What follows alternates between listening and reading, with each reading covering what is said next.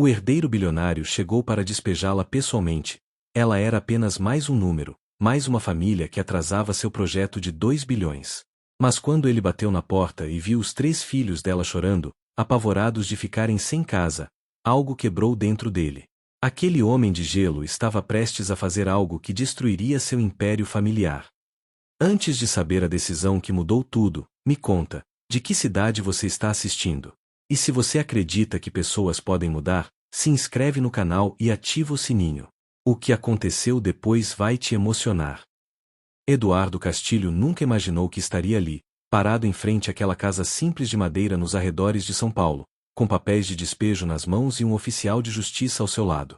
Aos 32 anos, ele era o CEO do Grupo Castilho, um império imobiliário avaliado em bilhões, construído por seu avô e expandido por seu pai.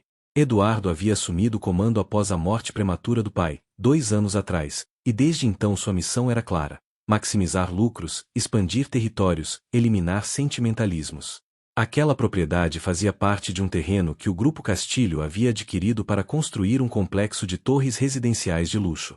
Eram 23 casas antigas que precisavam ser demolidas, 23 famílias que haviam recebido notificação de despejo com 6 meses de antecedência e uma compensação financeira justa, ou pelo menos era o que os advogados garantiam. 22 famílias já haviam saído. Faltava apenas aquela. Senhor Castilho, a moradora foi notificada 5 vezes, explicou o oficial de justiça, um homem de meia idade com expressão cansada. Ela alega que o valor oferecido não é suficiente para conseguir outro lugar na mesma região, perto do trabalho dela. Mas legalmente, temos autorização para proceder com o despejo forçado. Eduardo olhou para a casa. Não era grande, talvez 60 metros quadrados, com pintura descascada e um pequeno jardim na frente onde alguém havia plantado rosas. Normalmente, Eduardo delegaria essa tarefa para seus gerentes. Mas nos últimos meses, após críticas públicas sobre as práticas desumanas do Grupo Castilho, seu assessor de imagem sugeriu que ele se mostrasse mais presente, mais humano.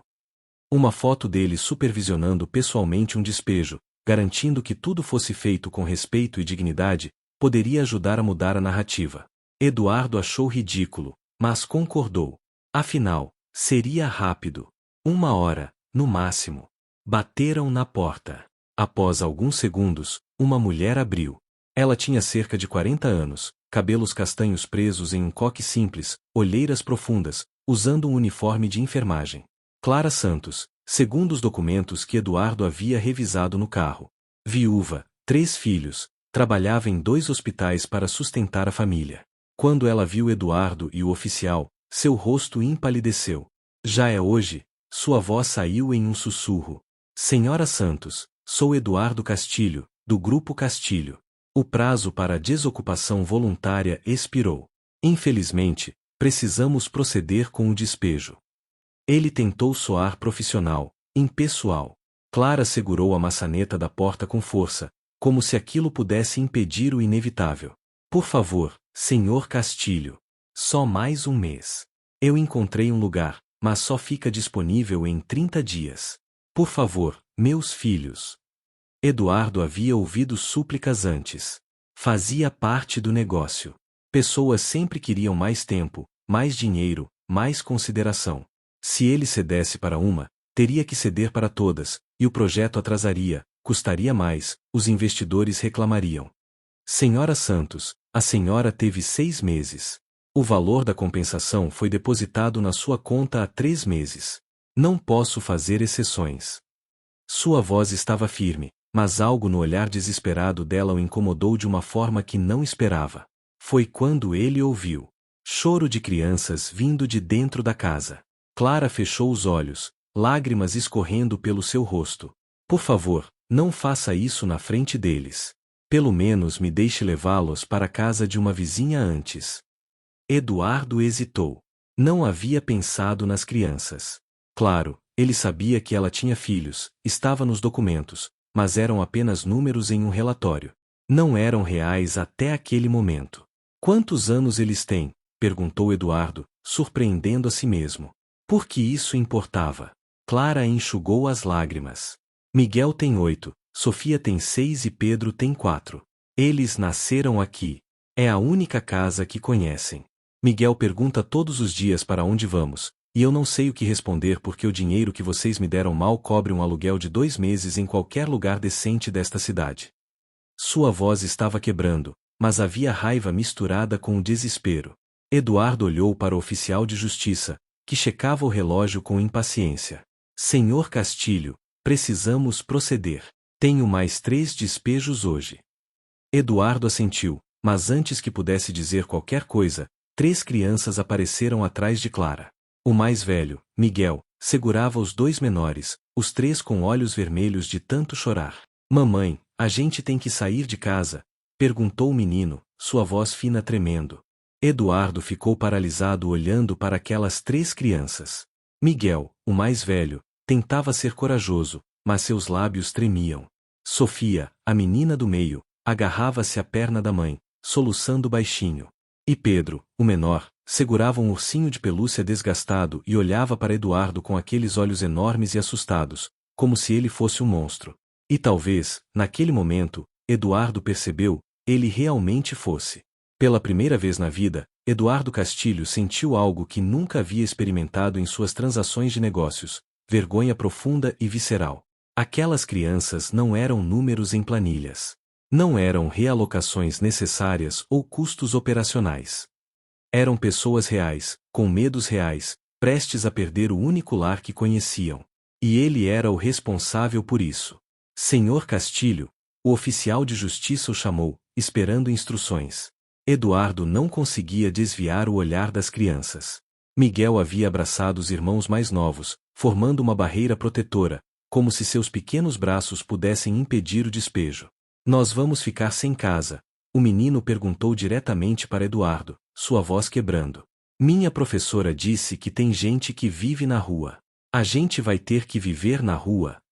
Clara se ajoelhou ao lado dos filhos, tentando consolá-los enquanto suas próprias lágrimas caíam. Não, meu amor, não vamos viver na rua. A mamãe vai dar um jeito. Mas sua voz não carregava convicção, apenas desespero.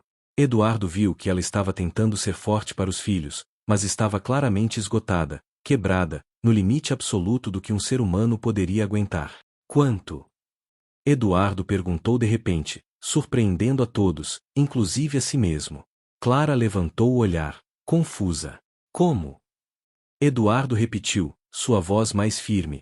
Quanto você precisa? Para conseguir um lugar decente, pagar alguns meses de aluguel adiantado, se estabelecer. Clara piscou, sem entender se aquilo era uma pegadinha ou uma oportunidade real. Eu não sei, talvez 60 mil reais? Para pagar 6 meses de aluguel, depósito, móveis básicos. O oficial de justiça olhou para Eduardo com surpresa. Aquilo não era protocolo. Eduardo ignorou, pegando seu celular e fazendo uma ligação.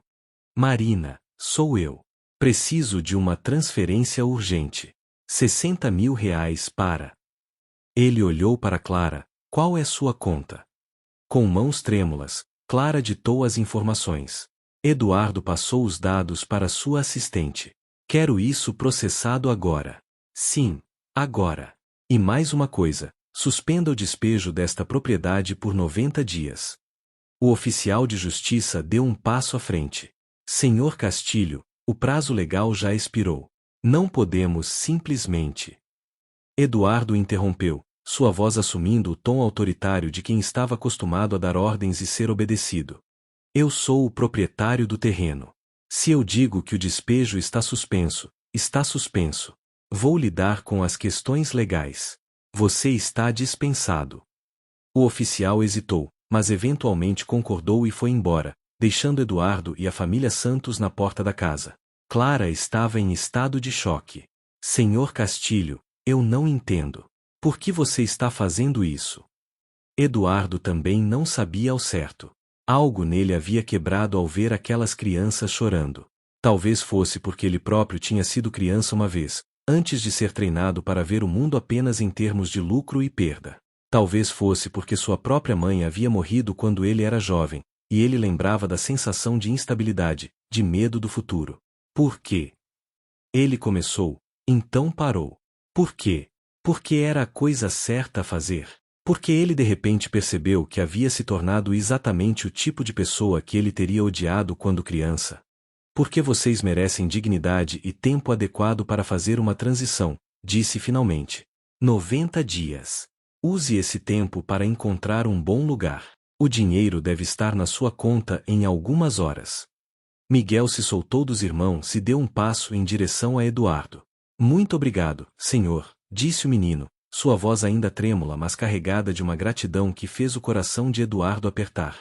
Sofia e Pedro permaneceram atrás da mãe, ainda assustados, mas os soluços haviam parado. Clara cobriu o rosto com as mãos, lágrimas agora de alívio misturadas com descrença. Obrigada, senhor Castilho. Deus te abençoe. Obrigada. Eduardo assentiu desconfortavelmente, não acostumado à gratidão tão crua e emocional. Use o tempo com sabedoria, disse ele, virando-se para ir embora.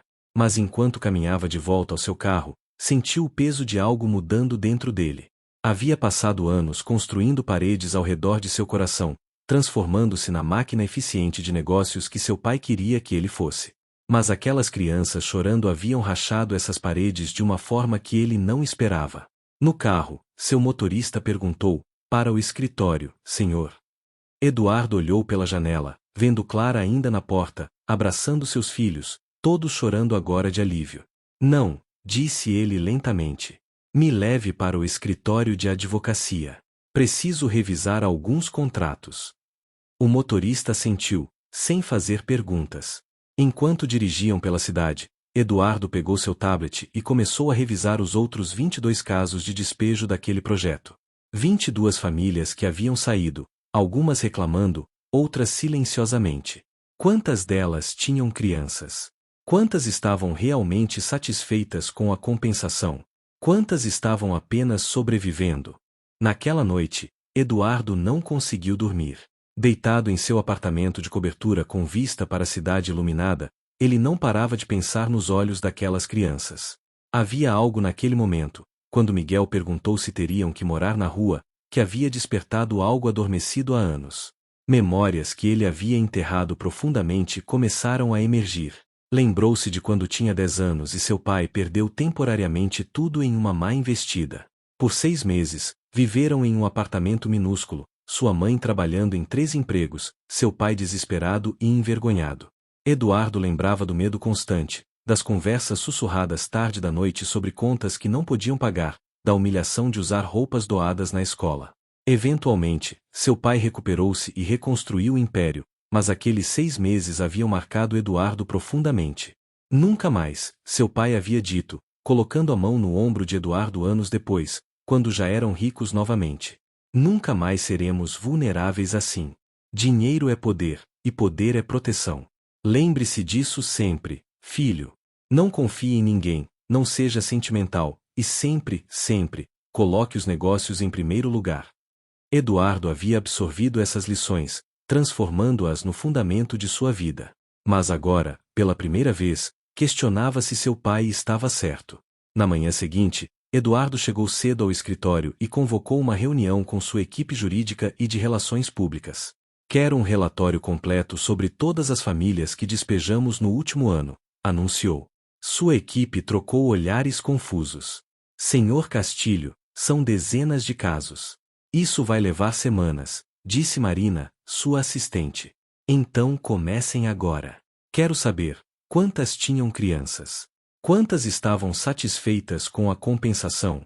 Quantas enfrentaram dificuldades após a realocação? Roberto Almeida, seu diretor jurídico e amigo de faculdade, o puxou para o lado após a reunião. Eduardo, o que está acontecendo? Desde quando você se importa com isso?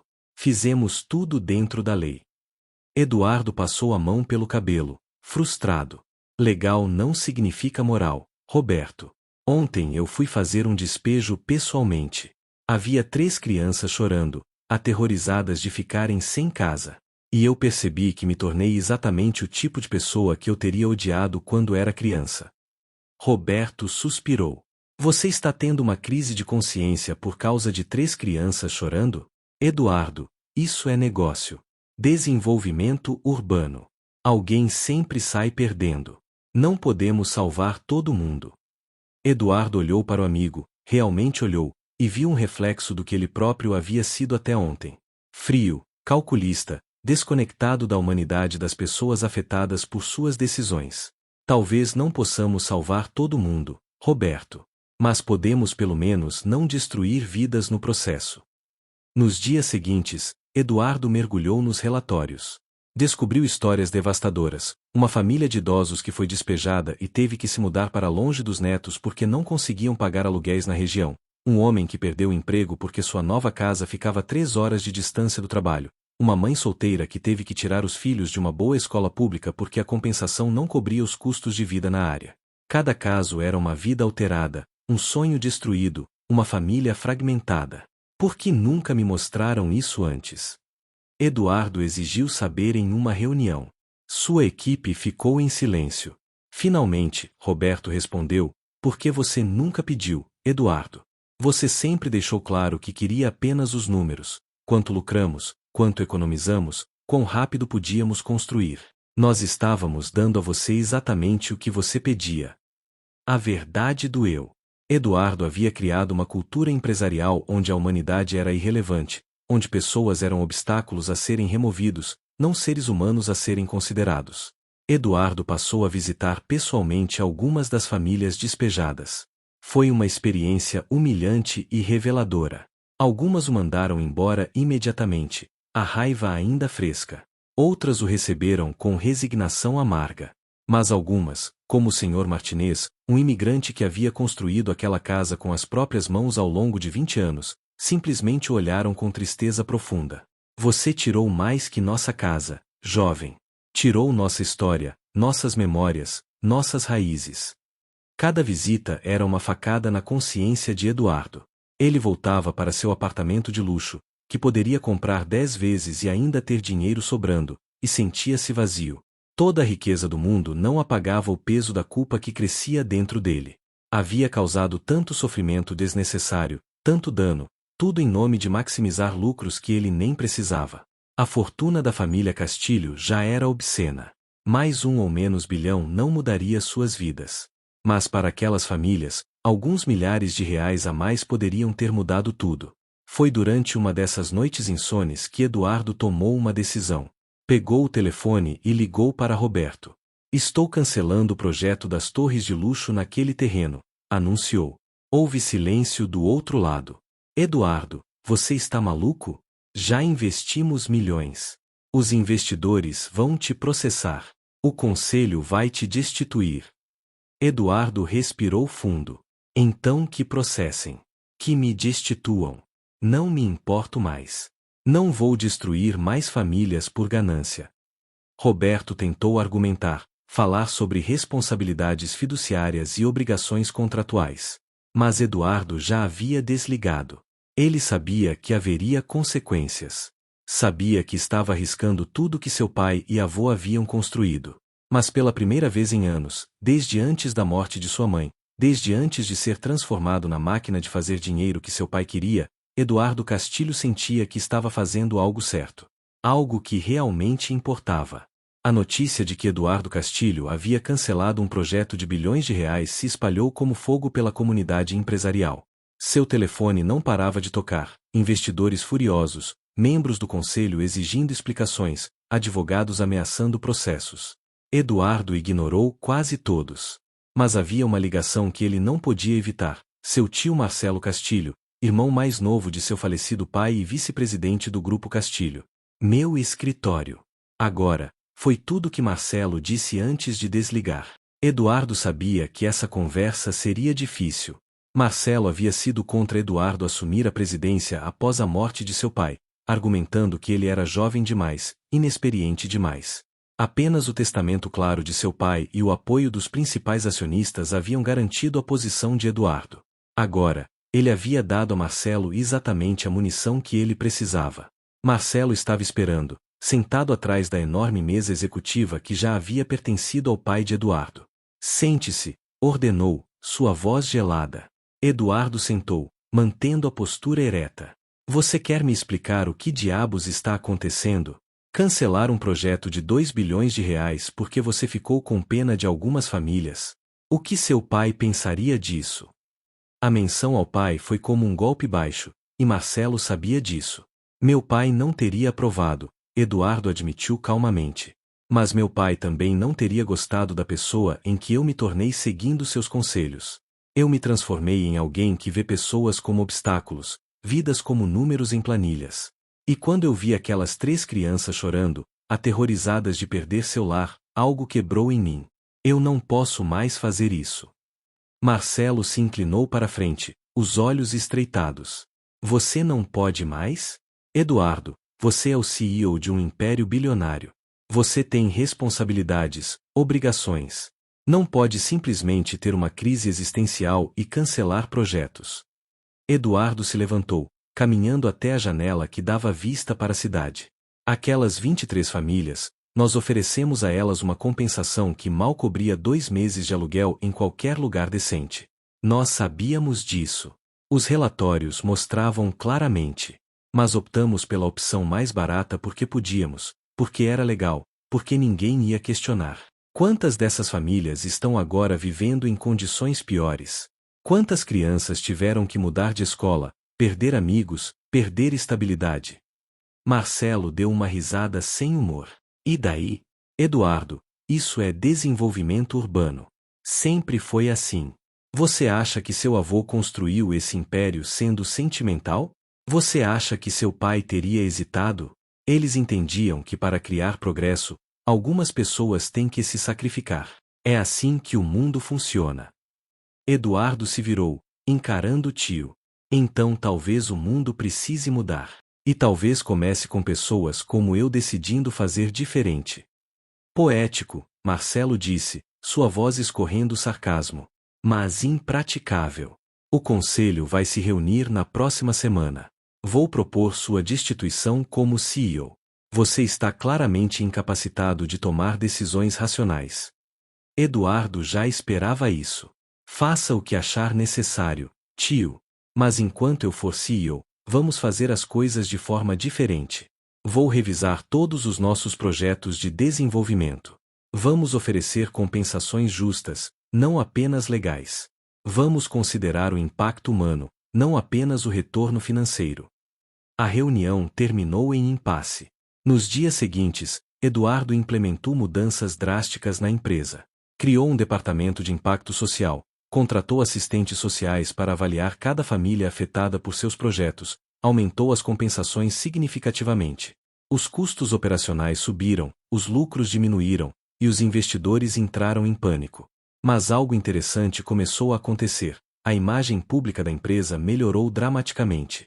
A mídia, que antes criticava duramente o Grupo Castilho por suas práticas predatórias, começou a cobrir positivamente as mudanças. Herdeiro bilionário tem crise de consciência e reforma empresa familiar, diziam as manchetes. Eduardo foi convidado para entrevistas, para falar em universidades sobre responsabilidade social corporativa. Ele odiava a atenção, mas usava cada oportunidade para falar sobre a importância de equilibrar lucro com humanidade. Mas a verdadeira mudança veio quando ele voltou à casa de Clara Santos, 60 dias após aquele primeiro encontro. Bateu na porta, e quando Clara abriu, ela o reconheceu imediatamente. Senhor Castilho, entre, por favor. A casa estava em processo de ser esvaziada, caixas empilhadas nos cantos. Encontrei um lugar, Clara explicou, o rosto brilhando. Com o dinheiro que o senhor me deu, consegui pagar 6 meses de aluguel adiantado em uma casa a apenas 15 minutos daqui. 3 quartos, um quintal pequeno. Os meninos vão poder continuar na mesma escola. Miguel, Sofia e Pedro apareceram da cozinha, e quando viram Eduardo, Miguel correu e o abraçou sem cerimônia. É o homem que salvou nossa casa. Eduardo ficou imóvel, não acostumado a demonstrações tão espontâneas de afeto, especialmente de crianças. Lentamente, abaixou-se e retribuiu o abraço. Vocês estão bem? Perguntou, sua voz mais suave que o normal. Estamos, Sofia disse, se aproximando timidamente. A mamãe disse que vamos ter um quintal de verdade na casa nova. Posso plantar flores. Pedro, o menor, se aproximou e ofereceu seu ursinho de pelúcia para Eduardo. Quer segurar? Ele ajuda quando estou com medo. Eduardo pegou o ursinho gasto, sentindo a garganta apertar. Quando foi a última vez que alguém o havia oferecido conforto tão inocente e genuíno? Obrigado, Pedro. Ele é muito especial. Pedro sorriu, revelando dentes de leite faltando. Pode ficar com ele por um tempo, se precisar. Clara preparou café, e eles se sentaram na pequena sala. Senhor Castilho, eu ouvi no noticiário sobre as mudanças que o senhor está fazendo na sua empresa, disse ela. As pessoas estão dizendo que o senhor está colocando em risco o negócio da sua família. É verdade. Eduardo tomou um gole do café, que era simples mas feito com cuidado. Talvez. Meu tio quer me tirar da presidência. O conselho não está feliz. Mas eu não consigo mais operar do jeito antigo. Não depois de ver seus filhos chorando. Clara segurou sua mão sobre a mesa, um gesto maternal que fez Eduardo lembrar de sua própria mãe. Obrigada por nos enxergar como pessoas. Por ver meus filhos como mais que números em um documento legal. Não importa o que aconteça com sua empresa, o Senhor fez a diferença para nós. E tenho certeza que para muitas outras famílias também. Eduardo assentiu, sentindo pela primeira vez que talvez, apenas talvez, sacrificar o império familiar valesse a pena se significasse recuperar sua humanidade. A reunião do conselho estava marcada para uma segunda-feira às 9 da manhã. Eduardo chegou preparado para a batalha, com relatórios mostrando que, embora os lucros de curto prazo tivessem diminuído, a reputação da empresa havia melhorado significativamente, atraindo novos investidores interessados em desenvolvimento social responsável. Mas ele sabia que números não convenceriam Marcelo e seus aliados no conselho. Para eles, menos lucro era inaceitável, independente das razões. A sala de reuniões estava tensa quando ele entrou. 12 membros do conselho, incluindo Marcelo, sentados ao redor da mesa de mogno. Todos homens mais velhos, da geração de seu pai, acostumados com a forma antiga de fazer negócios. Eduardo podia sentir a hostilidade no ar. Cavalheiros, começou ele, assumindo seu lugar na cabeceira da mesa. Sei por que estamos aqui. Vocês acham que minhas recentes decisões prejudicaram a empresa. Eu discordo. Marcelo não perdeu tempo. Eduardo, nos últimos 2 meses, nossos lucros caíram 22%. Você cancelou um projeto de 2 bilhões. Aumentou compensações de despejo em 300%. Contratou assistentes sociais, pelo amor de Deus. Esta não é mais uma empresa de desenvolvimento imobiliário, é uma ONG. Houve risos ao redor da mesa. Eduardo manteve a calma. Nossos lucros caíram no curto prazo, mas nossa avaliação de mercado subiu 15%. Novos investidores, especialmente fundos ESG, estão interessados em fazer negócios conosco. Um dos conselheiros, o Sr. Tavares, levantou a mão. ESG, responsabilidade social, tudo isso é moda passageira. No fim do dia, o que importa são os lucros. E você está sacrificando lucros por sentimentalismo. Eduardo abriu uma pasta e distribuiu documentos. Aqui estão os dados. Empresas com forte responsabilidade social superam suas concorrentes em 10 a 15% no longo prazo. Funcionários são mais engajados, clientes são mais leais, governos são mais cooperativos. Estou posicionando esta empresa para o futuro, não apenas para o próximo trimestre. Marcelo bateu a mão na mesa. Basta de enrolação. Você teve uma crise de consciência porque viu crianças chorando. Admita. Isso não é estratégia de negócios, é fraqueza emocional. Seu pai estaria envergonhado.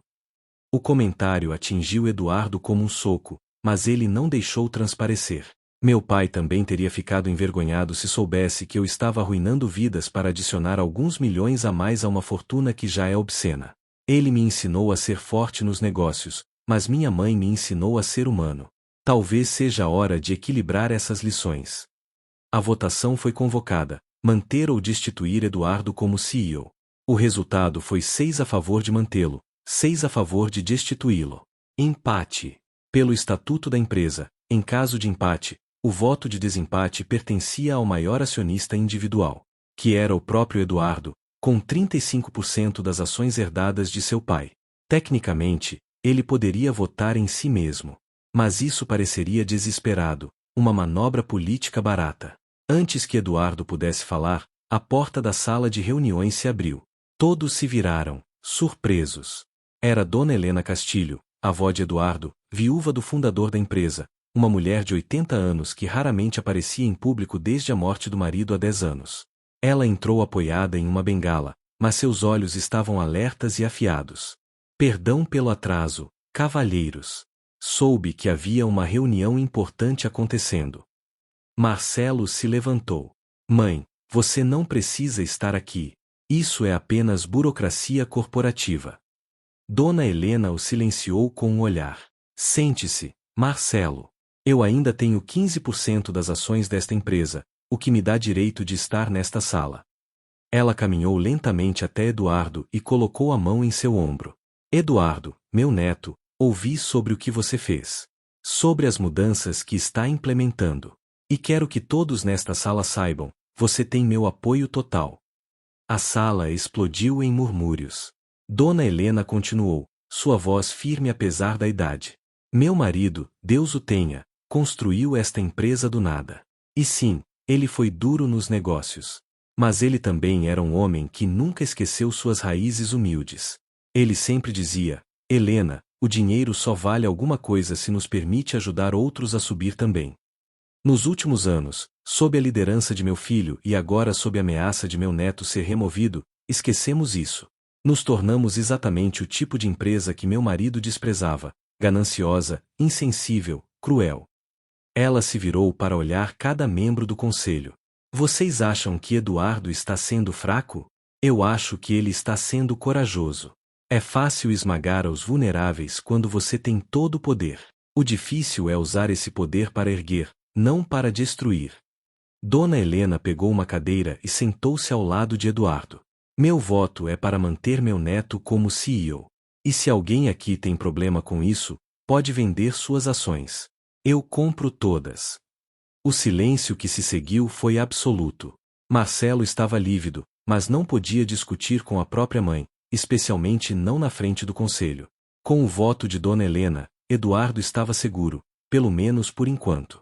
A reunião foi encerrada sem mais discussões, mas Eduardo sabia que aquela batalha estava longe de terminar. Marcelo e seus aliados não desistiriam tão facilmente.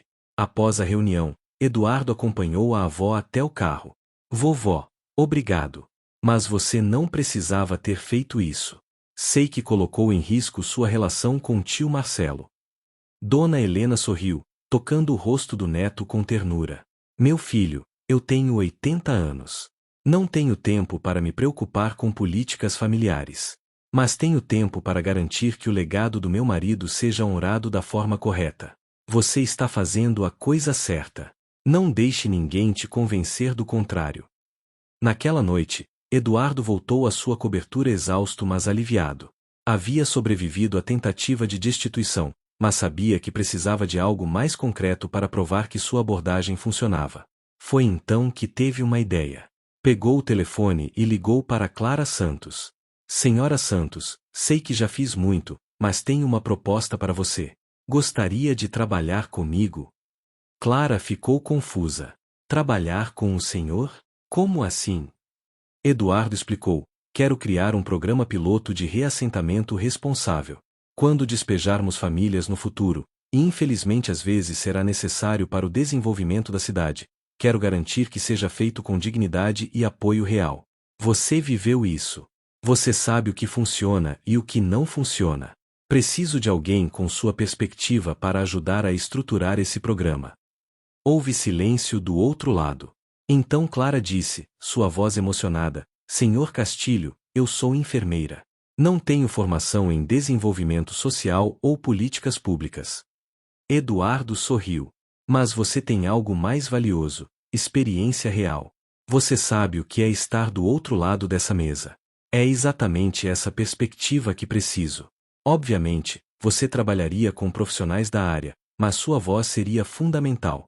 E pagaria um salário justo, compatível com sua experiência. Clara aceitou, e nas semanas seguintes, ela se tornou parte integral da equipe de Eduardo.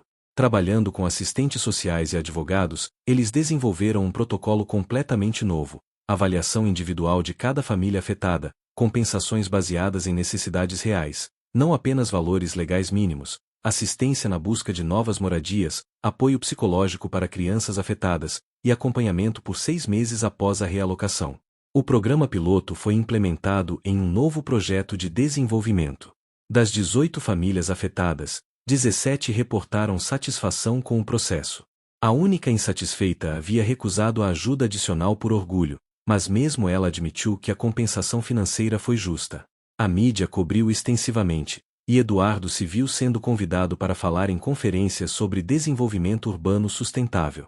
Mas o verdadeiro teste veio 6 meses depois, quando o Grupo Castilho foi convidado a participar de uma licitação pública para desenvolver um grande complexo habitacional. Era um projeto que poderia definir o futuro da empresa, bilhões em contratos, prestígio nacional, consolidação como líder de mercado.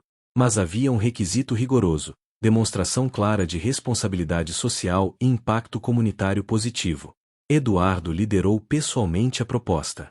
Incluiu não apenas os números financeiros e projetos arquitetônicos, mas também um plano detalhado de como minimizariam o impacto nas comunidades existentes, como criariam empregos locais, como garantiriam habitação acessível para famílias de baixa renda. Clara e sua equipe trabalharam incansavelmente, trazendo a perspectiva das pessoas que realmente seriam afetadas.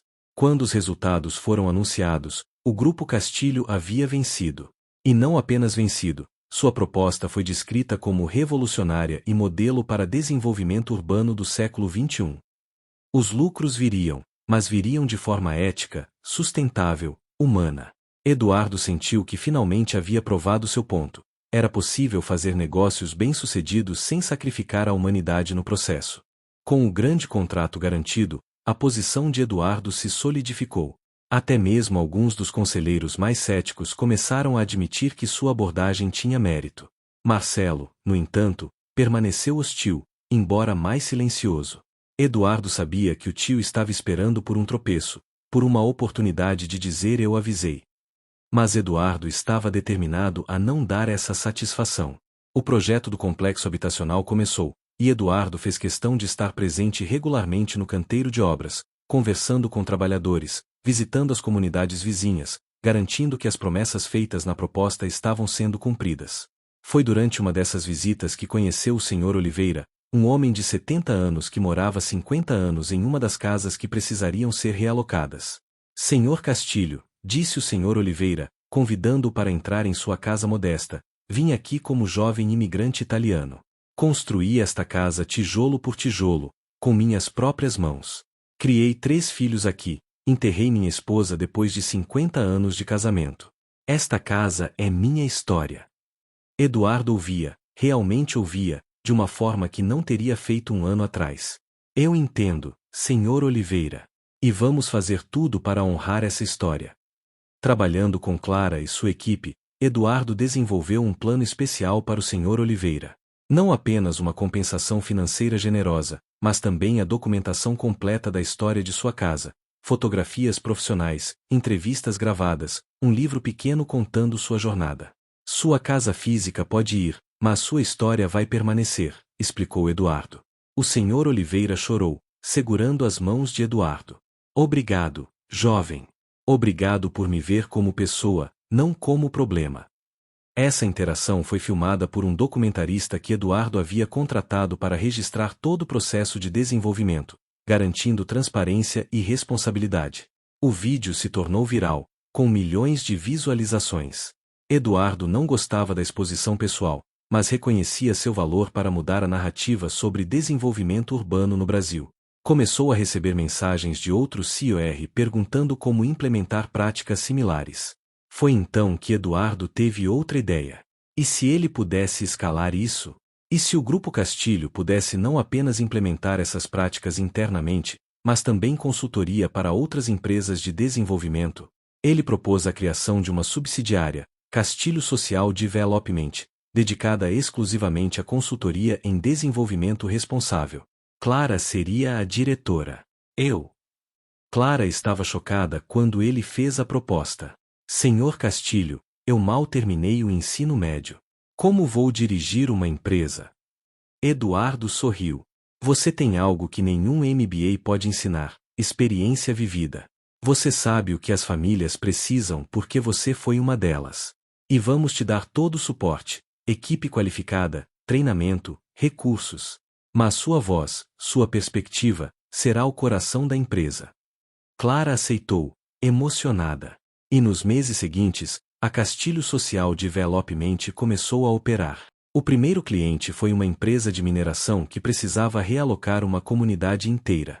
Sob liderança de Clara, com o apoio de Eduardo, eles desenvolveram um plano que não apenas compensava financeiramente as famílias, mas reconstruía toda a infraestrutura social da comunidade em um novo local, escola, posto de saúde, centro comunitário, preservando tanto quanto possível as relações e estruturas que tornavam aquele grupo uma comunidade de verdade. O projeto foi um sucesso tremendo.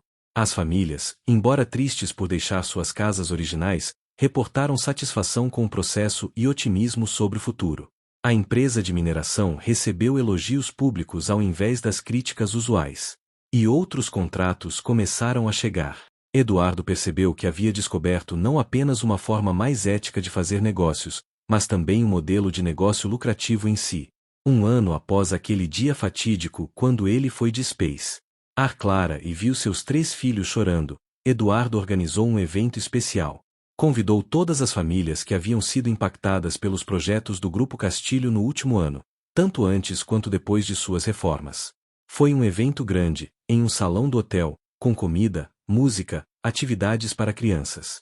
Eduardo queria ouvir diretamente delas. Como estavam?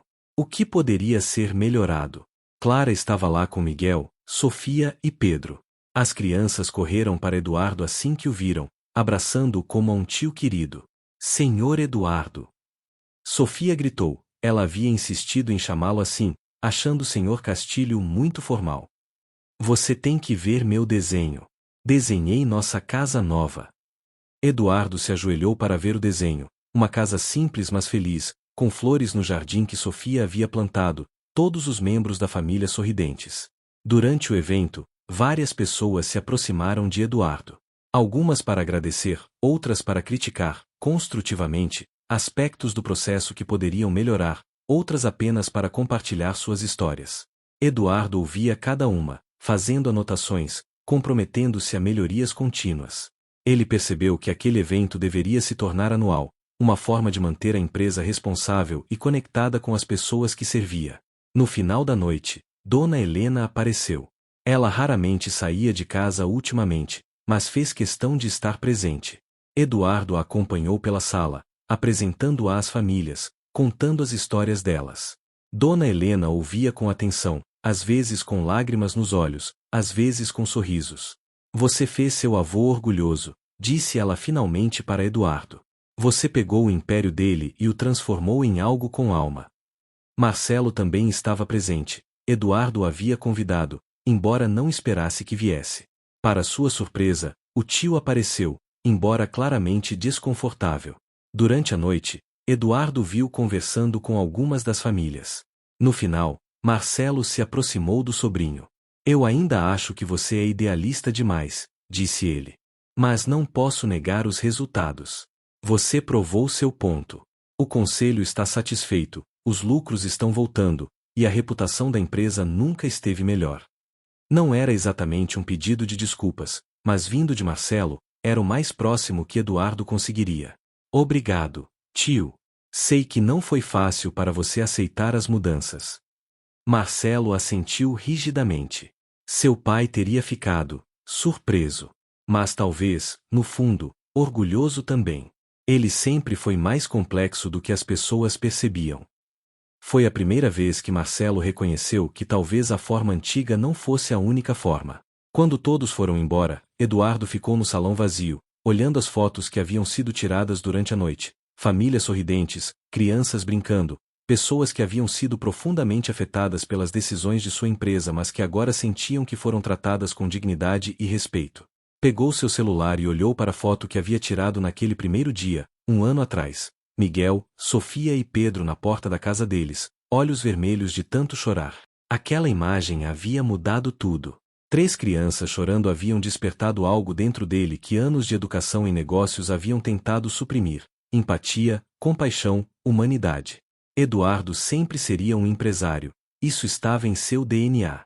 Mas agora era um empresário que entendia que o verdadeiro sucesso não se media apenas em balanços financeiros, mas também em vidas positivamente impactadas, em famílias que mantiveram sua dignidade, em crianças que não precisavam chorar de medo de perder seu lar.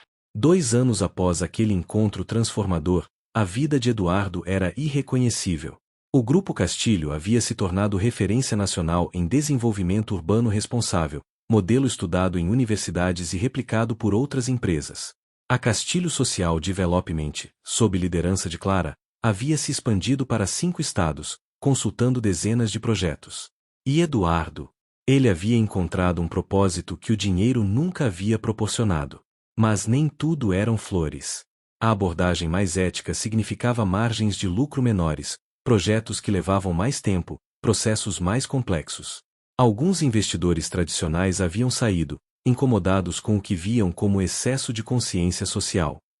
Eduardo os deixou ir, substituindo-os por investidores de impacto que valorizavam retorno financeiro e social. Era um equilíbrio delicado, mas funcionava. Miguel, o menino de 8 anos que havia abraçado Eduardo naquele primeiro dia, agora tinha 10 anos. Ele e Eduardo haviam desenvolvido uma amizade especial. Eduardo visitava regularmente, ajudava com lição de matemática, levava ele e os irmãos para passeios ocasionais. Clara brincava que Eduardo havia se tornado o tio rico que as crianças nunca tiveram. Mas para Eduardo, era mais que isso. Aquelas crianças lembravam ele constantemente de por que havia mudado. Foi Miguel quem deu a Eduardo a ideia que se tornaria seu próximo grande projeto. Durante um passeio ao parque, o menino perguntou: Tio Eduardo, por que tem tanta gente morando na rua? Na escola, a professora disse que o Brasil tem casas vazias suficientes para todos. Por que as pessoas não podem morar nelas? A pergunta, feita com a simplicidade e lógica direta de uma criança, atingiu Eduardo como um raio. Era a verdade. O Brasil tinha milhões de imóveis vazios, propriedades mantidas como investimento, especulação imobiliária, edifícios abandonados. Enquanto isso, havia milhões de pessoas sem teto ou vivendo em condições precárias. E se Eduardo pudesse fazer algo sobre isso? Não resolver completamente, o problema era grande demais, mas criar um modelo, provar um conceito, mostrar que era possível? Começou a pesquisar. Descobriu que muitos edifícios antigos no centro de São Paulo estavam abandonados, considerados não lucrativos para a renovação tradicional porque os custos seriam muito altos em relação ao retorno. Mas e se o objetivo não fosse maximizar lucro, mas sim criar habitação social sustentável? Eduardo começou a comprar alguns desses edifícios, usando recursos próprios, não do Grupo Castilho. Era seu projeto pessoal, seu legado. Trabalhou com Clara e uma equipe de arquitetos, engenheiros e assistentes sociais para desenvolver um modelo, reformar edifícios abandonados transformando-os em habitação de baixa renda, mas não caridade, habitação digna, bem construída, com serviços de suporte como creche, biblioteca comunitária, espaços de convivência. Os moradores pagariam aluguel acessível, criando sustentabilidade ao invés de dependência. O primeiro projeto piloto foi um edifício de 8 andares que havia sido um hotel nos anos 70 e estava abandonado há 15 anos. A reforma levou 8 meses e custou uma fortuna. Eduardo transformou o edifício em 24 apartamentos de 2 quartos, todos com acabamento simples mas digno. No térreo, criou uma área comunitária com biblioteca, sala de informática, espaço para crianças e uma pequena clínica de saúde básica. Quando anunciou o projeto, houve ceticismo.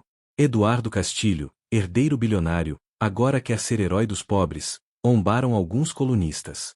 Quanto tempo até isso virar gentrificação disfarçada? Questionaram ativistas de moradia. Eduardo entendeu o ceticismo, era merecido, considerando a história de sua indústria. Mas estava determinado a provar que suas intenções eram genuínas. Estabeleceu critérios claros para os moradores. Famílias de baixa renda com crianças em idade escolar teriam prioridade, especialmente mães solteiras. O aluguel seria fixado em no máximo 20% da renda familiar, garantindo que nunca seria um fardo insuportável. Haveria suporte social, assistentes ajudando famílias a acessar benefícios governamentais, programas de capacitação profissional, apoio escolar para crianças. A primeira família a se mudar foi liderada por Dona Marta, uma mulher de 35 anos com 4 filhos que havia sido despejada 6 meses antes e estava vivendo em um abrigo temporário. Quando Eduardo levou para ver o apartamento, 2 quartos limpos e pintados de fresco, janelas com vista para a cidade, banheiro funcionando perfeitamente, pequena cozinha equipada. Dona Marta chorou. Isso é de verdade? Isso é para nós. É de verdade, Eduardo garantiu. E não é caridade. Você vai pagar aluguel, vai ter responsabilidades de manter o lugar limpo e cuidado. Mas também vai ter dignidade, estabilidade, um lugar para chamar de lar. Dona Marta segurou as mãos dele com força.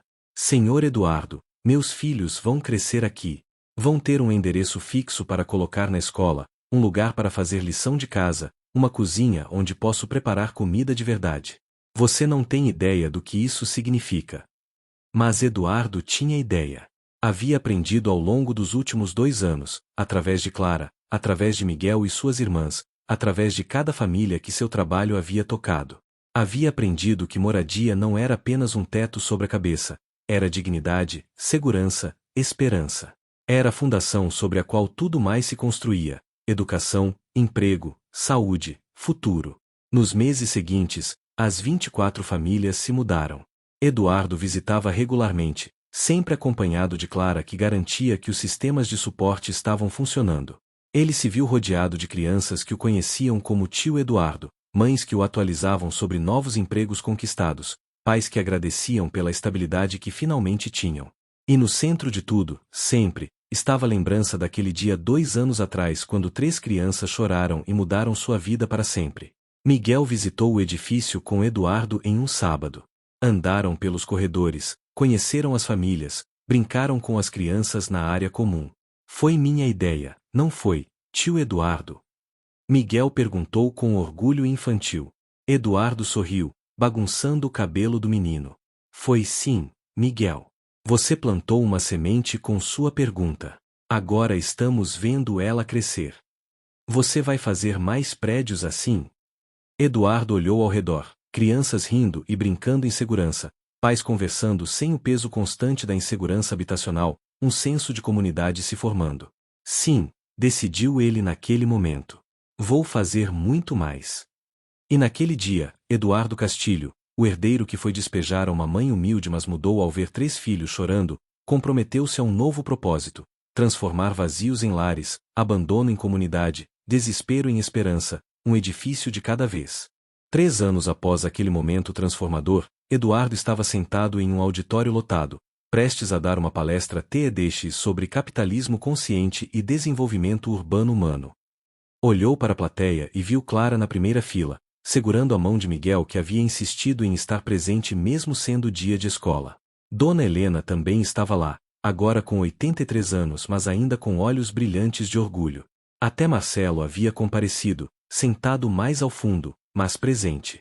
Eduardo começou sua fala da única maneira que fazia sentido, com a verdade. Há 3 anos, eu era a pessoa que vocês esperariam de um CEO de uma empresa bilionária de desenvolvimento imobiliário. Frio, calculista, focado apenas em lucros. Pessoas eram números, despejos eram processos, sofrimento era custo de desenvolvimento. Então, um dia, fui pessoalmente supervisionar um despejo. E vi 3 crianças chorando. Ele contou a história completa: o encontro com Clara e seus filhos, a vergonha que sentiu, a decisão de mudar, as batalhas internas na empresa, o apoio de sua avó, a transformação do Grupo Castilho. Mostrou fotos do antes e depois, estatísticas provando que responsabilidade social e lucratividade podiam coexistir, depoimentos de famílias cujas vidas haviam sido positivamente impactadas. A audiência estava completamente silenciosa, absorvendo cada palavra. A pergunta que mais me fazem é: Eduardo, você não acha que perdeu dinheiro com essas mudanças? E a resposta é: no curto prazo, sim. Nossas margens de lucro são menores que poderiam ser se continuássemos fazendo negócios à moda antiga. Mas sabe o que ganhei? Ele fez uma pausa, olhando diretamente para Miguel na primeira fila. Ganhei a capacidade de olhar no espelho e gostar de quem eu vejo. Ganhei amizades com pessoas que nunca teria conhecido vivendo na bolha da elite. Ganhei propósito que nenhuma quantidade de dinheiro poderia comprar. Após a palestra, dezenas de pessoas o cercaram. Alguns eram estudantes universitários querendo saber como poderiam implementar práticas similares em seus futuros empregos. Outros eram empresários tendo suas próprias crises de consciência, buscando orientação. Havia também críticos, ativistas que argumentavam que ele não ia longe o suficiente, conservadores que achavam que ele ia longe demais. Eduardo ouvia todos, aprendendo tanto com os elogios quanto com as críticas. Foi então que um jovem se aproximou, talvez 20 e poucos anos, vestindo terno caro. Senhor Castilho, sou herdeiro de uma empresa de construção civil. Meu pai quer que eu assuma em breve, mas eu não quero me tornar a pessoa que ele é. Alguém que destrói vidas sem pensar duas vezes. Como você encontrou coragem para mudar? Como enfrentou sua família? Eduardo reconheceu a si mesmo naquele jovem, alguém preso entre expectativas familiares e consciência pessoal. Não foi coragem, Eduardo admitiu. Foi vergonha. Vergonha tão profunda de quem eu havia me tornado que não tive escolha a não ser mudar. Mas o que te digo é, não espere até sentir essa vergonha. Você já sabe que não quer ser como seu pai. Então seja diferente desde o início. E sim, sua família vai resistir. Mas você pode criar um novo legado familiar, um do qual realmente se orgulhe. O jovem agradeceu com lágrimas nos olhos e foi embora. Clara, que havia observado a interação, se aproximou. Você está plantando sementes, Eduardo. Cada pessoa que ouve sua história, que vê o que você construiu, é uma semente de mudança potencial. Eduardo abraçou aquela mulher que havia entrado em sua vida como uma vítima de suas políticas corporativas, mas se tornará uma das pessoas mais importantes de sua jornada. Nos meses seguintes, Eduardo expandiu seus projetos. Já havia renovado 4 edifícios abandonados, abrigando 100 famílias. Planejava mais 10 nos próximos 2 anos. A Castilho Social Development estava consultando projetos em 8 estados. O Grupo Castilho havia se tornado uma das empresas mais admiradas do Brasil, não apenas pelo sucesso financeiro, mas pelo impacto social positivo. E Eduardo? Ele finalmente se sentia em paz consigo mesmo. Miguel, agora com 11 anos, havia se tornado uma espécie de embaixador informal dos projetos de Eduardo. Ele falava em sua escola sobre moradia digna, sobre justiça social, sobre como uma pessoa pode fazer diferença. Quando venceu um concurso de redação da escola com um texto intitulado O Dia em que um Homem Rico nos Viu como Pessoas, Eduardo esteve lá para aplaudir. A redação começava: há 3 anos, um homem foi despejar minha mãe. Nós choramos. Ele parou. E então tudo mudou. Em um domingo especial, Eduardo organizou um churrasco em um dos edifícios reformados, reunindo todas as 100 famílias que agora viviam em seus projetos. Era caótico, barulhento, cheio de crianças correndo e adultos conversando. Eduardo circulava, conversando com todos, ouvindo suas histórias, seus desafios, suas vitórias. Uma moradora, Dona Judite, puxou-o de lado. Senhor Eduardo, meu filho passou no vestibular. Primeira pessoa da família a entrar na universidade. Nada disso teria sido possível se ainda estivéssemos morando em abrigos temporários. Aquele momento, ver o impacto de longo prazo de suas decisões, ver crianças com futuros mais brilhantes porque tinham estabilidade habitacional, ver famílias prosperando ao invés de apenas sobrevivendo, foi quando Eduardo realmente entendeu o poder transformador de escolher humanidade sobre lucro máximo. Não era que lucro fosse ruim, era que quando equilibrado com compaixão, quando temperado com consciência social, o sucesso financeiro se tornava profundamente mais significativo. À noite, depois que todos foram embora, Eduardo ficou no terraço do edifício, olhando para a cidade. São Paulo se estendia em todas as direções, milhões de luzes, milhões de vidas, milhões de histórias. Em algum lugar lá fora, havia outras crianças chorando, outras famílias enfrentando despejo, outros empresários tomando decisões que priorizavam planilhas sobre pessoas. Ele não podia mudar tudo, mas havia mudado algo. E se mais pessoas fizessem o mesmo, talvez o mundo pudesse mudar um pouco mais a cada dia. Seu celular vibrou. Mensagem de Miguel. Tio Eduardo, obrigado por ter nos visto aquele dia. Você mudou nossa vida. Um dia vou mudar a vida de outras pessoas também. Prometo. Eduardo sorriu, sentindo os olhos marejarem. Aquele menino de 8 anos chorando na porta da casa dele 3 anos atrás estava agora com 11, confiante e inspirado, querendo fazer diferença no mundo. Se Eduardo não tivesse feito mais nada além de inspirar aquele menino, já teria valido a pena. Mas ele tinha feito mais. Muito mais. 100 famílias vivendo dignamente. Clara com uma carreira que a realizava e sustentava seus filhos confortavelmente. Centenas de funcionários do Grupo Castilho trabalhando em uma empresa da qual podiam se orgulhar. Outros empresários começando a repensar suas práticas. Estudantes inspirados a fazer diferente desde o começo. Era um efeito cascata, começando com uma simples decisão: parar quando viu 3 crianças chorando, ao invés de seguir em frente. Anos depois, quando biografaram Eduardo para um livro sobre empresários socialmente responsáveis, o autor perguntou: qual foi o momento decisivo de sua vida? Eduardo não hesitou. Foi quando parei de ver pessoas como obstáculos e comecei a vê-las como seres humanos. Foi quando 3 crianças chorando quebraram as paredes que eu havia construído ao redor do meu coração. Foi quando percebi que riqueza sem humanidade é apenas números em uma conta bancária, fria, vazia, sem significado. Eduardo Castilho nunca seria perfeito. Ainda cometia erros, ainda enfrentava dilemas éticos em decisões de negócios, ainda havia dias em que a pressão de equilibrar lucro e propósito parecia impossível.